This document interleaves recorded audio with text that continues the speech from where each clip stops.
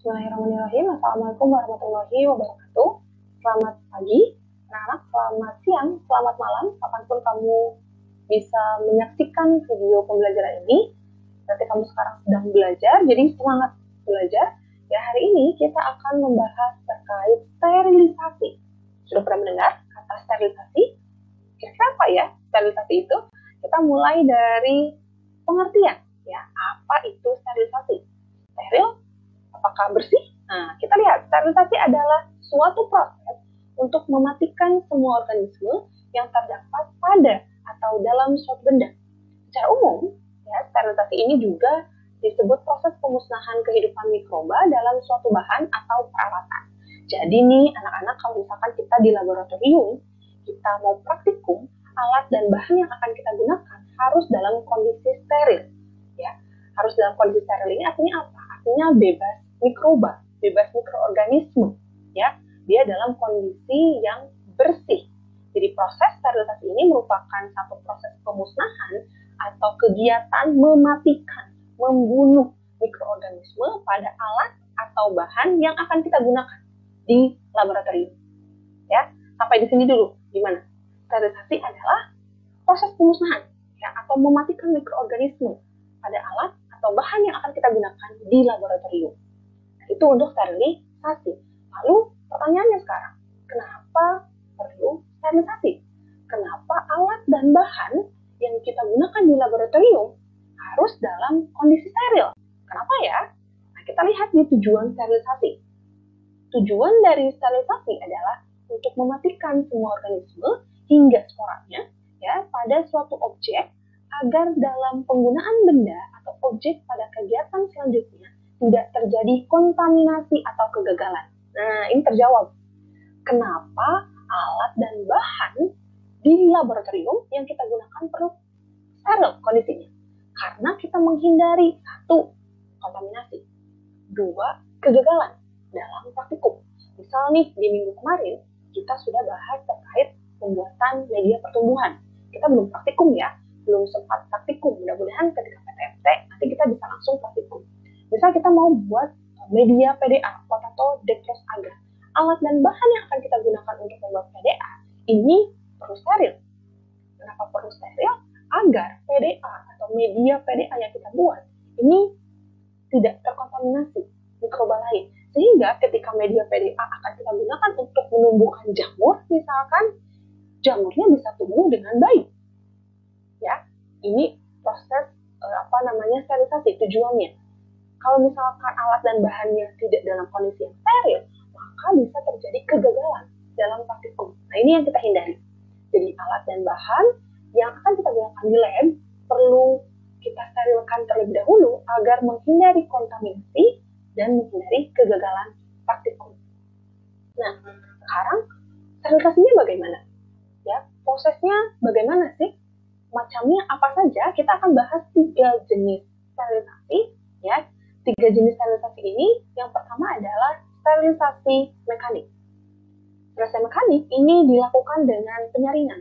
Jadi semua proses sterilisasi yang menggunakan penyaringan, ini disebut sterilisasi mekanik. Biasanya penyaringan ini melalui dengan mengalirkan gas atau cairan melalui suatu bahan penyaring yang memiliki pori-pori cukup kecil untuk menahan mikroorganisme dengan ukuran tertentu. Singkatnya seperti saringan lah. Misalkan kamu hidup teh tubruk. Nah, biasanya kalau kamu hanya ingin airnya saja gitu tanpa harus ribet nih minumnya, ada daun-daun tehnya, kamu saring, ya kan, pakai saringan. Nah, singkatnya seperti itu. Hanya bedanya kalau di laboratorium bukan teh yang mau kita saring, ya. Misalkan alat-alat bahan-bahan farmasi, antibiotik misalkan, ya. Jadi perlu disterilkan terlebih dahulu. Sterilisasinya bagaimana?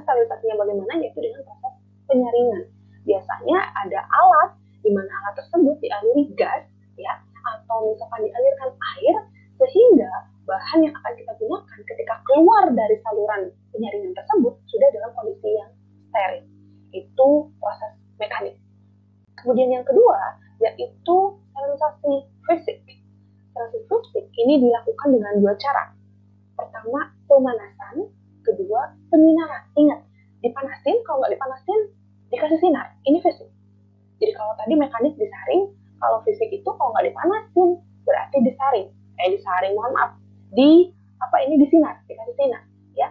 Pemanasan ini terdiri dari satu pemijaran. Pemijaran di sini adalah dikasih panas secara langsung. Misalkan nih, di laboratorium, kita dikasih api bunsen, ya. Api bunsen menyala, kemudian bagian misalkan kita mau pakai jarum ose. Nah, jarum osenya itu ujungnya kita panaskan, kita pijarkan. Panaskan di atas api menyala. Ini adalah pemijaran. Salah satu bentuk proses sterilisasi, pemanasan. Sehingga mikroba dalam jarum ose ini, sebelum kita gunakan, ini sudah mati. Ya, jadi sudah mati sehingga pas kita gunakan, kondisinya memang steril. Itu pemijaran. Jadi dipanaskan di atas api secara langsung. Kemudian ada panas kering.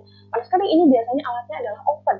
Ya, jadi dipanaskan di dalam oven tentu dengan aturan suhu dan waktu yang sudah ditentukan.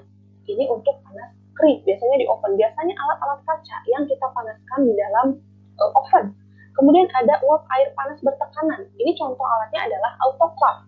Ya, kita bisa sebut juga dengan sterilisasi basah. Kalau tadi dengan oven sterilisasi kering, kalau dengan autoclave sterilisasi basah. Karena menggunakan uap air panas bertekanan. Biasanya dengan autoclave ini kalau kita di lab, ya, pertama selain alat kita juga bisa sterilkan bahan di autoclave. Ini dengan pemanasan. Yang kedua yaitu penyinaran. Penyinaran ini biasanya menggunakan sinar ultraviolet. Ini untuk fisik. Karena dia sterilisasi fisik, panas, kalau nggak dikasih panas, dikasih sinar. Terakhir adalah sterilisasi kimia. Karena namanya saja sudah kimia, maka biasanya di sterilisasi kimia ini menggunakan senyawa-senyawa kimia. Ya, bisa dilakukan dengan disinfektan, antiseptik, biostatik, atau biosidal. Ya, disinfektan nih, seperti halnya sekarang nih pandemi. Setelah 1 minggu PTMT, ya, ini kamu kalau habis ke sekolah PTMT biasanya kelas akan disterilisasi dengan disinfektan. Gitu ya, ini senyawa kimia atau antiseptik misalkan ya cuci tangan. Ya, biasanya kita kalau di praktik di lab alkohol 70%, mejanya disterilisasi dengan alkohol 70%, kemudian tangan kamu ya disterilisasi juga dengan antiseptik. Nah, ini adalah satu proses sterilisasi kimia, yaitu menggunakan bahan kimia. Jadi proses mematikan mikrobanya mati karena bahan kimia. Itu sterilisasi kimia. Ada biostatik dan biosidal, ini untuk spora dan fungi. Ya, ini untuk sterilisasi kimia. Kita ulang. Jadi kalau macam-macam sterilisasi ada mekanik dengan penyaringan, kemudian ada fisik dengan panas dan sinar, kimia dengan bahan kimia. 3 jenis sterilisasi ini yang akan kita lakukan di laboratorium, sering kita lakukan di laboratorium. Nah, ini diperlihatkan salah satu video ya, sterilisasi uap air panas bertekanan. Nah, ini penggunaan autoclave di laboratorium. Salah satunya nanti kalau kamu nge-lab ya, nanti kita di lab kurang lebih penggunaan autoclave seperti ini.